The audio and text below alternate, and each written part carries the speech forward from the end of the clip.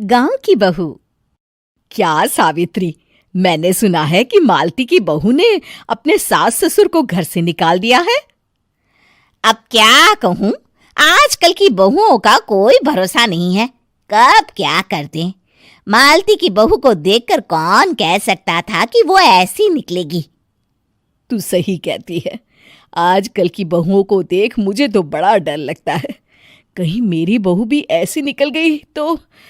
नहीं, मैं तो गांव की सीधी सादी लड़की से अपने बेटे की शादी करवाऊंगी। इस तरह एक दिन गायत्री अपने बेटे की शादी गांव में रहने वाली मीना नाम की लड़की से करवा देती है। ये लीजिए माँ जी, आपके लिए गर्मा गर्म नाश्ता और चाय। अरे वाह बहू, सच कह रही हूँ, जब से तू इस घर में आई है मुझे तो बड़ा आराम है। तेरे जैसी बहू तो किस्मत वालों को मिलती है। का माँ जी, अब इतनी भी तारीफ मत करिए ना।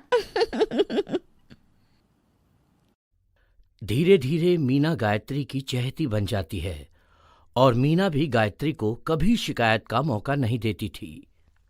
फिर एक दिन, ये ले बहू, आज मैं बाजार से तेरे लिए साड़ी लाई हूं। साड़ी देखते ही मीना का मुंह लटक जाता है। का माँ जी, ये भी कोई साड़ी है? ना, मुझे तो बिल्कुल पसंद नहीं आई। अरे लाना ही था तो कोई अच्छी महंगी वाली साड़ी ले आती मेरे लिए। आप तो ये सस्ती साड़ी उठा लाई। मुझे नहीं ना चाहिए आपकी ये साड़ी, आप ही पहनिए इसे।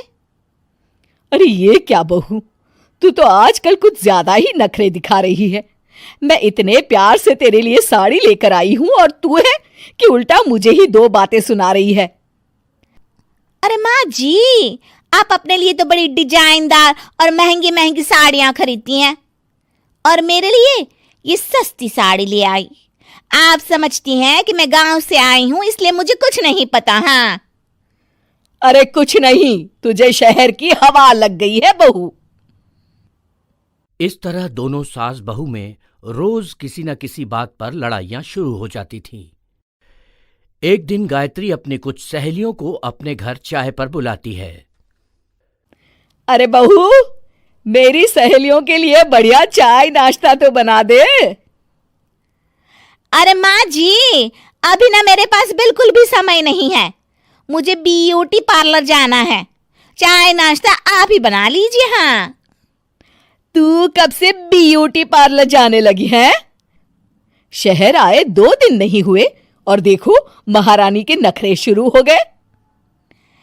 बस भी करिए माँ जी, आपसे बहस करने के लिए मेरे पास ना बिल्कुल टाइम नहीं है।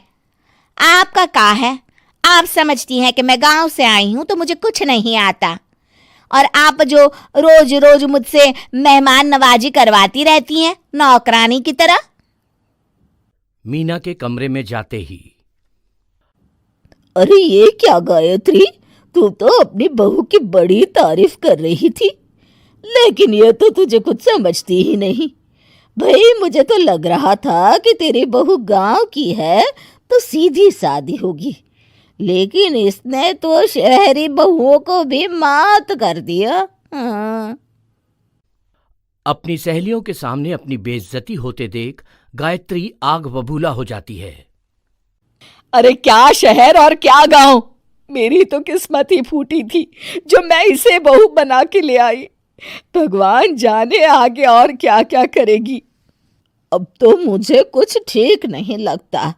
तू जरा संभल के रहना, कहीं मालती की तरह तेरा भी हाल बेहाल ना हो जाए।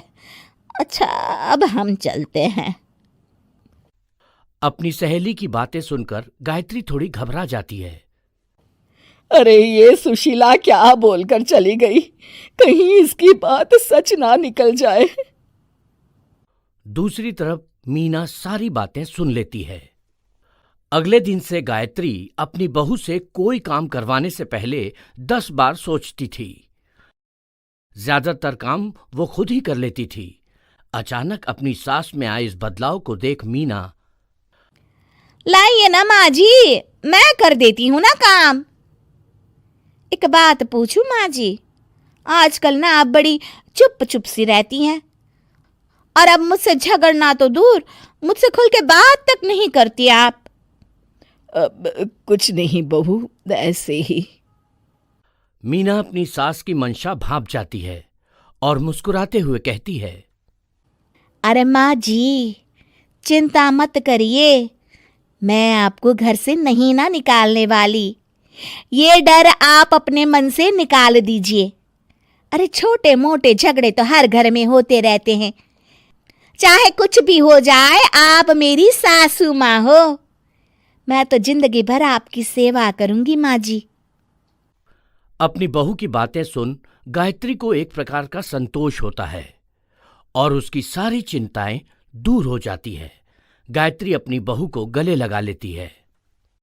मुझे माफ कर दे बहू, मैं तुझे गलत समझ बैठी थी। कोई बात नहीं माँ जी, ये ना घर घर की कहानी है। हाँ।